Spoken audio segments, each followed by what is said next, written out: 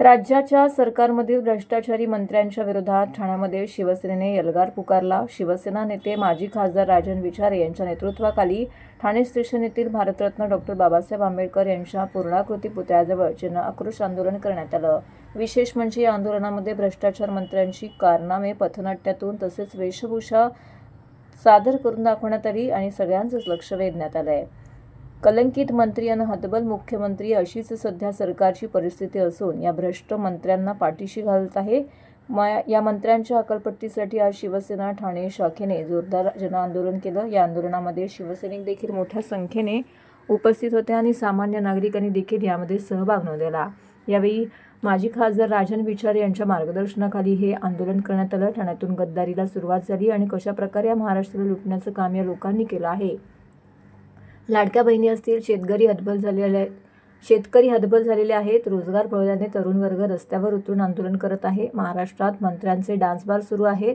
कोणाचे लक्ष नाहीये, खिसे भरण्याचं काम सुरू आहे। मंत्री गादीवर बसून शेजारी भरलेल्यांच्या पैशांच्या बॅगा ठेवून सिगारेटच्या धुरका उडवताना पाहायला मिळत आहेत। तर कृषी मंत्री रमी खेळण्यामध्ये बिझी आहेत, कॅन्टीनमध्ये बॉक्सिंग करतायत। काही मंत्री पालकमंत्री पदासाठी आघोरी बुवाबाजी करतायत, पण एकही मंत्र्यांचा राजीनामा घेतला जात नाही।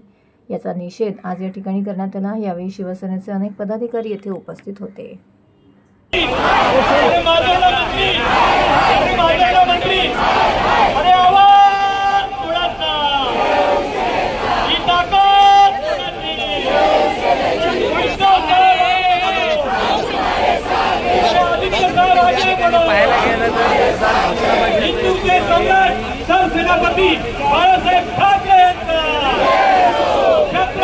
शिवाजी महाराज की जय भवानी।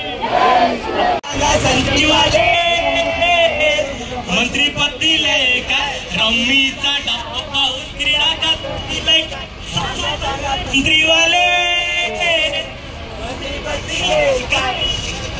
अध्यक्ष महोदय, कृषी मंत्री म्हणून शेतातल्या ढेकळांचे पंचनामे करणार का? नाही नाही नाही नाही महाराज, तुम्हाला आता तुम्ही करायचं फक्त, तुम्हाला क्रीडा मंत्री केलंय। महाराष्ट्रातील रमीपटू आता ऑलिम्पिकला जातील, कारण रमी बहादूर आता क्रीडा मंत्री झाले। कशा पद्धतीने या महाराष्ट्राला लुटण्याचं काम या माध्यमातून या लोकांनी केलेलं आहे आणि कशा पद्धतीने आज तुम्ही बघितले असेल, लाडक्या बहिणी असतील, आज शेतकरी असतील, त्याचबरोबर आज तरुण युवा असतील, आज लोकांना रस्त्यावर उतरून त्या ठिकाणी न्याय मागायला लागतोय। आणि कशा पद्धतीने या ठाण्यामध्ये संपूर्ण महाराष्ट्रामध्ये आज बघितलं असेल या ठिकाणी डान्स बार चालू आहे आणि कोणाचं काही लक्ष नाही आहे, फक्त आपले खिसे भरण्याचं काम या माध्यमातून करतायत। आज तुम्ही बघितलं असेल त्या ठिकाणी विधानसभेमध्ये विरोधी पक्षांनी या ठिकाणी मोठ्या संख्येने हा प्रश्न विधानसभेत मांडला होता, परंतु एकही मंत्र्याचा राजीनामा, पैसे सापडले त्या ठिकाणी, कशा पद्धतीने फिल्म्स त्या ठिकाणी रील्स बनवल्या गेला, परंतु आज कुठल्याही सरकारला याची लाज नाही आहे। त्या सरकार भ्रष्ट लोकांना पाठीशी घालण्यामध्ये व्यस्त आहे आणि आज जनतेचा आक्रोश, या महाराष्ट्रातल्या जनतेचा आक्रोश तुम्हाला अख्ख्या महाराष्ट्रामध्ये बघायला मिळेल। या ठाणे जिल्ह्यामध्ये या ठिकाणी एक आंदोलन या ठिकाणी केलेलं आहे। आज शाळेतल्या मुलीसुद्धा या ठिकाणी आल्या होत्या की आमच्या शाळेच्या बाजूला बार आहे, परंतु त्या ठिकाणी कुठल्याही प्रकारचं या ठिकाणी परमिशन त्यांना बिनधोसपणे त्या ठिकाणी दिलं गेलेलं आहे।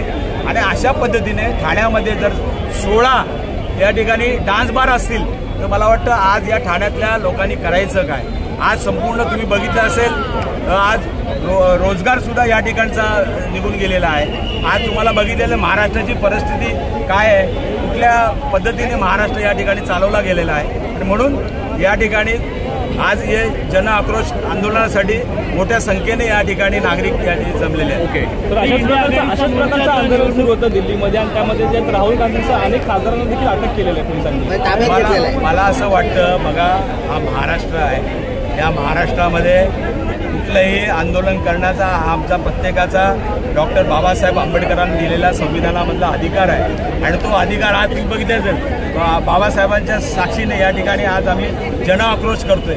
या ठिकाणी आम्हाला न्याय मिळाला पाहिजे, या मंत्र्यांचे, भ्रष्ट मंत्र्यांचे त्या ठिकाणी राजीनामा घेतले गेले पाहिजे आणि यासाठी हा जन आक्रोश आंदोलन या ठिकाणी आम्ही करतो।